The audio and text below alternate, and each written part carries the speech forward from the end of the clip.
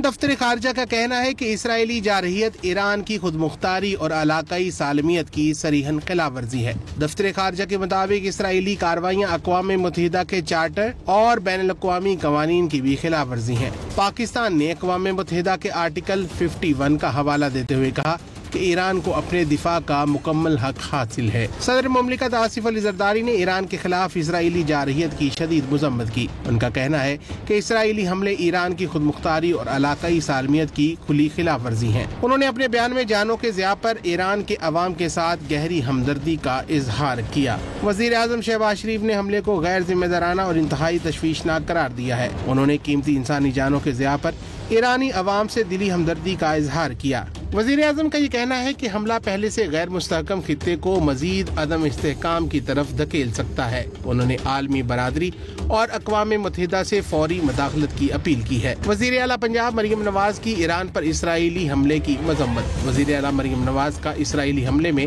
ایرانی عہدیداروں کی شہادت پر اظہار افسوس۔ ایران کے عوام سے ہمدردی کا اظہار کیا، کہا ایران پر اسرائیلی جارحیت سے عالمی امن کو شدید خطرہ لاحق ہو چکا ہے۔ ایرانی فوج کے نئے سربراہ اور پاسداران انقلاب کے نئے کمانڈر ان چیف کے ناموں کا اعلان کر دیا گیا ہے۔ ایرانی پریس ٹی وی کے مطابق سپریم لیڈر آیت اللہ خامنئی نے میجر جنرل عبدالرحیم موسوی کو نیا چیف آف سٹاف مقرر کر دیا، جبکہ بریگیڈیئر جنرل محمد پاکپور کو پاسداران انقلاب کا نیا کمانڈر ان چیف مقرر کر دیا ہے۔ ساتھ ہی آپ کو بتائیں کہ ایران کے سپریم لیڈر آیت اللہ خامنئی نے اسرائیل کے خلاف اعلان جنگ کر دیا ہے اور کہا کہ اسرائیل کو ایران پر حملوں کی سخت سزا دی جائے گی۔ اسرائیلی فوج نے ایران کے صوبہ کرمانشاہ پر فضائی حملے کیے۔ اسرائیل نے ایران کے خلاف ظلم سے بھرا خون ریز جرم کیا۔ اسرائیل نے اپنے لیے ایک کڑوا انجام تیار کر لیا ہے۔ ساتھ ہی آپ کو بتائیں کہ ایرانی صدر مسعود پزشکیان نے یہ کہا ہے کہ ایران کے ساتھ جنگ شیر کو چھیڑنے کے مترادف ہے۔ ایران نے گزشتہ 200 سال میں کبھی کسی جنگ کا آغاز نہیں کیا، لیکن اپنے وطن کے دفاع میں نہ پہلے کبھی ہچکچاہٹ کی ہے اور نہ آئندہ کریں گے۔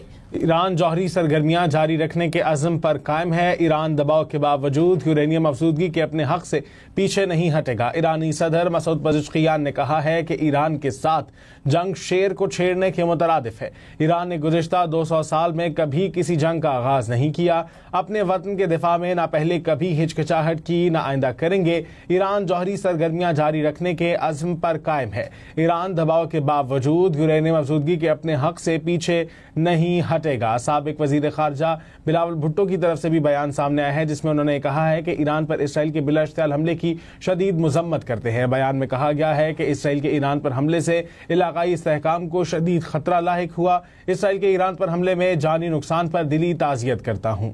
دنیا اور اقوام متحدہ سے کشیدگی میں کمی کے لیے کام کرنے کا مطالبہ کرتے ہیں۔ ساتھ ہی سینٹ اور قومی اسمبلی میں ایران پر اسرائیلی حملوں کے خلاف مذمتی قراردادیں بھی متفقہ طور پر منظور کر لی گئیں۔ وزیر خارجہ اسحاق ڈار نے یہ قرارداد پاس کی اور انہوں نے کہا کہ اسرائیل نے ہمارے برادر ملک پر حملہ کیا۔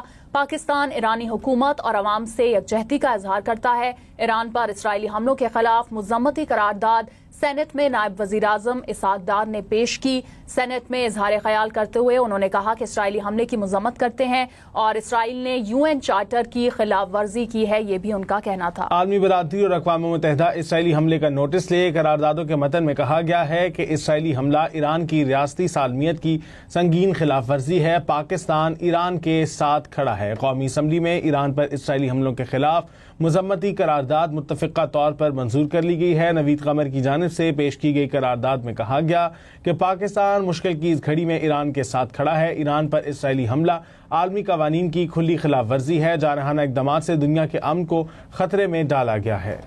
ساتھ ہی آپ کو بتائیں کہ وفاقی وزیر احسن اقبال نے یہ کہا ہے کہ ایران پر اسرائیلی حملے کی شدید مذمت کرتے ہیں اور عالمی برادری اسرائیلی سرکشی کا نوٹس لے۔ ایران پر اسرائیلی اشتعال انگیزی علاقائی اور عالمی امن کے لیے خطرہ ہے۔ اور